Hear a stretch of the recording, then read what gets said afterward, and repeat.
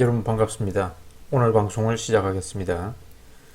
이제 연말이 다가오니까 양도소득 실현손익을 확정하기 위해서 수익 난 거는 팔고 손실 난 것도 팔고 그래가지고 리밸런싱을 좀 해야 되겠죠. 그래서 미국 주식 양도세 절세 방법에 관해서 알아보도록 하겠습니다. 그리고 방송하기에 앞서 스토어 클라이머스 제 채널의 모든 영상을 세 줄로 요약하면 자 1번, 2번, 3번 이겁니다. 연금저축, IRP 이것부터 제일 먼저 해라. 그리고 돈 남으면 미국 직투 하시고 종목은 요 둘만 하시면 됩니다. 반반 하시면 됩니다. 이게 답니다. 제 모든 영상은 요 세 줄의 동어 반복 그리고 내용 추가입니다. 그래서 이런 모든 영상 찾아볼 시간에 그냥 낮잠이나 자는 게 낫습니다. 아셨죠? 자, 투자 공부한답시고 이런저런 유튜브 보고 뭐 외부 강연 이런 거 쫓아다니는 시간에 퇴근하고 그 힘든 여가 시간에 이런 거 돈 주고 쫓아다니는 시간에 그냥 스쿼트나 하시면 됩니다. 그럼 운동으로 몸이라도 건강하죠, 그죠? 그리고 이런 유료 강연 이런 데 또 쓸 돈으로 그냥 큐큐큐 한 개 더 사는 게 낫습니다. 자, 여러분이 투자하면서 주식시장의 소음에서 멀어질수록 여러분의 자산은 늘어납니다. 이런 얘기는 제가 한 게 아니라 투자의 위대한 스승들 이 다 같이 하는 얘기예요. 워렌 버핏, 앙드레 코스톨라니, 켄 피셔, 켄 피셔 이런 사람들이 항상 하는 말입니다. 자, 그래서 이 내용은 옛날에 어떤 퀀트 투자 보고서에서 봤던 말인데 미국 주식은 결국 오늘이 가장 쌉니다. 10년, 20년, 30년 뒤. 그래서 투자하기 가장 좋은 날은 사실 어제였고 그리고 어제를 놓쳤으면 다음으로 좋은 날은 오늘이다. 미국 주식은 오늘이 가장 싸다. 자, 세 줄 요약하려고 그랬는데 잔소리가 좀 길어졌네요. 아무튼 요 내용이 제 유튜브 수십 개 영상의 내용 전부입니다. 그래서 이런 영상 일일이 찾아볼 시간에 그냥 낮잠이나 자고 스쿼트나 하는 게 낫다. 자, 그러면 일단 양도소득세를 줄이기 위해서 이제 12월 마지막 거래일까지 소득 공제 금액 250만 원의 실현 손익을 확정하는 게 좋습니다. 그죠? 그리고 거래 지연이 주문 지연이 될 수 있으니 빠듯하게 하지 말고 2, 3일 정도 여유를 두는 것이 좋다. 자, 매년 소득 공제 250만 원까지는 수익을 실현하는 게 좋습니다. 여러 번 이런 질문이 올라와가지고 이제 이런 영상을 제작했는데 놓친 끼니는 평생 다시 찾아 먹을 수 없듯이 소득 공제 매년 생기죠, 그죠? 한 번 놓치면 내년에 다시 찾아 먹을 수 없습니다. 그래서 수익 실현 후 재매수하면 평단가 높아져 수익률 떨어진다고 걱정하는 이런 욕은 아니지만 그냥 애칭이라고 생각하세요. 이런 바보들은 없겠죠. 자, 예를 들어 볼게요. 1천만 원 투자해가지고 수익률이 100%가 됐습니다. 그럼 자산 총액이 2천만 원이 됐죠? 그리고 1천만 원 수익 난 거 매도 후 바로 재매수하면 평단가가 높아져 해당 종목의 수익률이 50%가 됐다. 자, 눈에 보이는 수익률이 그 A 종목 애플의 수익률이 100% 났다가 팔고 재매수하니 평단가가 높아져가지고 애플 수익률이 50%가 돼버렸어요. 수익률 줄어들어 짜증난다 라고 생각하시면 바보예요. 자, 총자산 2천만 원 주식 보유 개수는 변함이 없어요. 그죠? 주식 보유 개수 자산 총액은 변함이 없습니다. 여러분의 돈이 불어난 자산 총액이 중요한 것이지 해당 종목의 수익률이 중요한 것이 아닙니다. 자산 변화량으로 계산해보면 수익률은 여전히 100%예요. 그죠? 최종 자산 나누기 최초 자산 빼기를 하면 여전히 100%입니다. 개별 종목 이 수익률의 함정에 속으시면 안 돼요. 자, 여기까지 이해하셨죠? 그리고 수익 난 종목이든 손실 난 종목이든 바로 재매수해도 워시 세일즈 룰이 적용되지 않습니다. 우리나라에서는. 이게 뭔 소리냐면 미국인들은 이렇게 30일 내에 동일 종목을 재매수하면 소득공제 효과가 없어지거든요. 하지만 우리나라에서는 적용되지 않으니 바로 그냥 재매수해도 돼요. 매년 250만원 소득공제액만큼 수익 실현하는 게 좋은 이유는 요 영상에서 설명했습니다. 그죠? 링크 시켜드릴게요. 그리고 요 원고는 그대로 커뮤니티 게시판에 그대로 올려두겠습니다. 자, 올해 수익이 250만원 발생했는데 올해 수익 실현 안 하고 가만히 있다가 그냥 내년에 이제 돈 필요해가지고 내년에도 250만원 수익이 생겼어요. 내년에 한꺼번에 돈이 필요해가지고 500만원 수익 실현했다면 안 내도 될 세금을 내게 되겠죠. 그죠?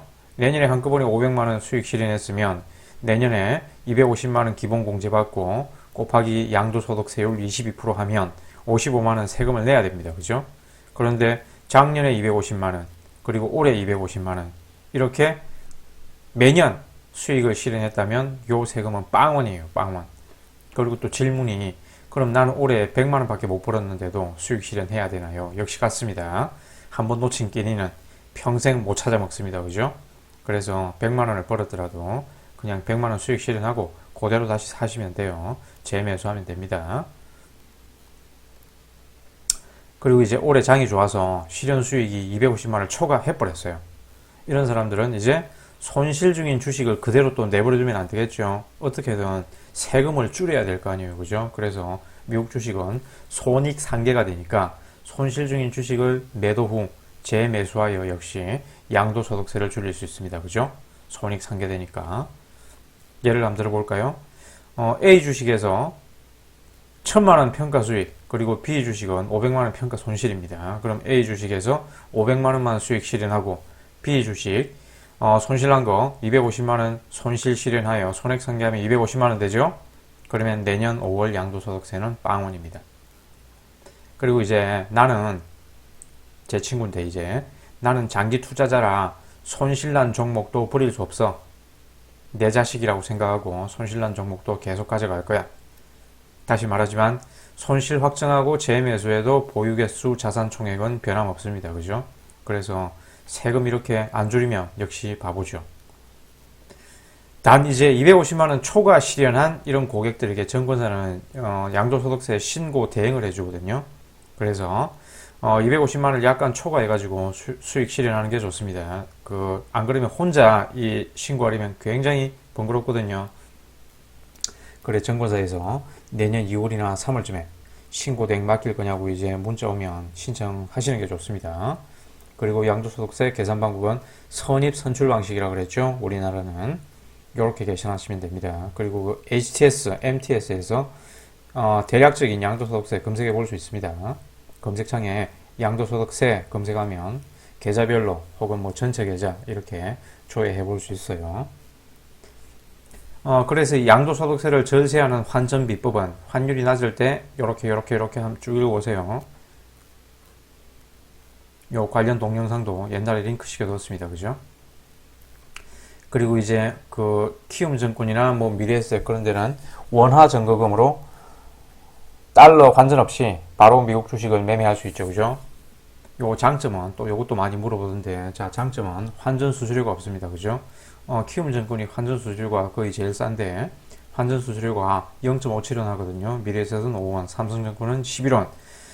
대개 뭐 요 두 증권사 빼고는 다른 증권사가 환전 수수료가 10원 안팎 정도인 것 같아요. 저는 뭐 이 세 개 증권사를 다 쓰고 있습니다. 하지만 주로 쓰는 거는 키움이죠.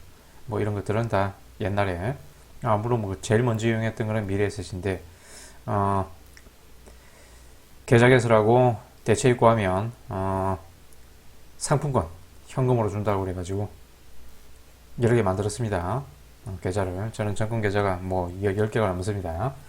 자, 아무튼 환전 수수료가 없는데 이 단점은 이제 가환율이 적용되거든요.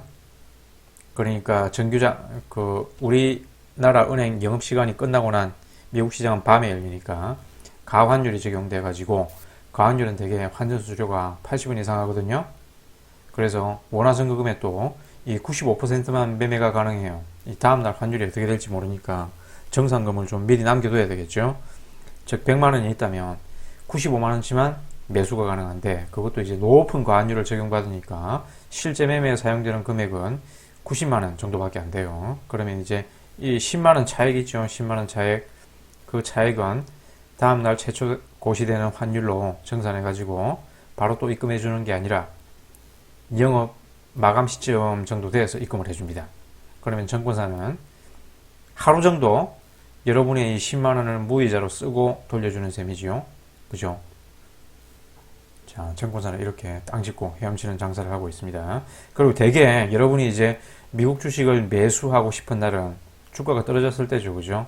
그러면 이런 날 원화증거금으로 매수하고 나면 다음날 꼭 환율은 오릅니다. 그러면 그만큼 이제 환손실이 발생하겠죠.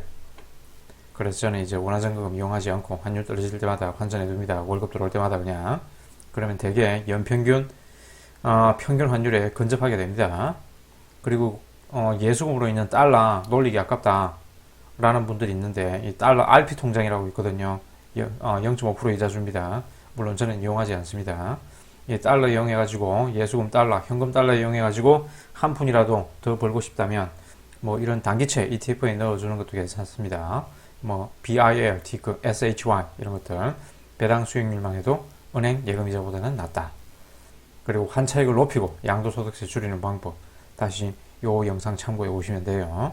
그리고 미국 주식을 투자한다면 일시적인 환차손익은 신경 쓰지 마라. 자, 환차손보다 주식 가격 상승으로 인한 자본 수익률이 훨씬 큽니다. 요 영상 참고해 보시면 돼요. 그러면 이제 수익난 종목을 사야 되느냐? 이제 양도소득세 맞추려고 손익상계를 할 때 수익난 종목을 사야 되냐, 손실난 종목을 사서 평단가를 낮춰야 하냐? 자, 즉 이제 계속 잘 나가는 놈 살 것이냐, 못 나가는 놈 사가지고 평단가 낮출 것이냐, 모멘텀이냐, 정책 배분이냐. 백테스트 결과는 모멘텀이 좋습니다. 백테스트 결과는 모멘텀, 즉 수익난 종목에 투자하는 것이 수익률이 더 좋다. 상대적 모멘텀 효과죠. 자, 예를 들어 이제 A 주식 500만원 수익 실현하고 B 주식 250만원 손실 실현했으면 손익 상계한 250만원 있죠. 이 돈을 둘 중 어디에 투자할 것이냐, A에 투자하는 것이 수익률이 더 좋다. 상대적 모멘텀 효과입니다. 자, 예를 한번 들어볼까요? 이제 SPY, QQQ 그리고 장기채 요거 가지고 이제 1년을 투자했어요. 그리고 뭐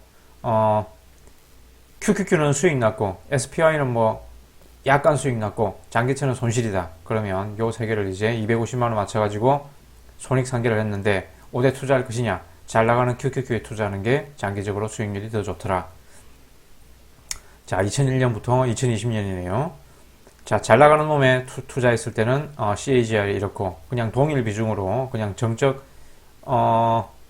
배분해가지고 리밸런싱을 했을 때는 수익률이 이렇고, 그리고 S&P 500 벤치마크 기준 수익률이 이렇고 6040 SPY 30, QQQ 30, 장기채 40 이렇게 정적 자산 배분했을 때는 수익률이 요 기간 동안 이랬습니다. 자, 포트폴리오 비주얼라이저에서 백테스트 했습니다.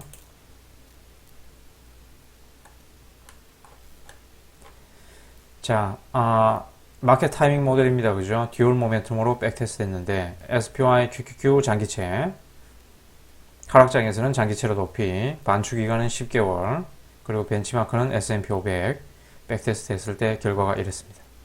자, 스탑 버튼 누르시고 한번 쭉 보시고 자산 변화는 요렇습니다. 자, 보시죠. 물론 좀 더 정교하게 하려면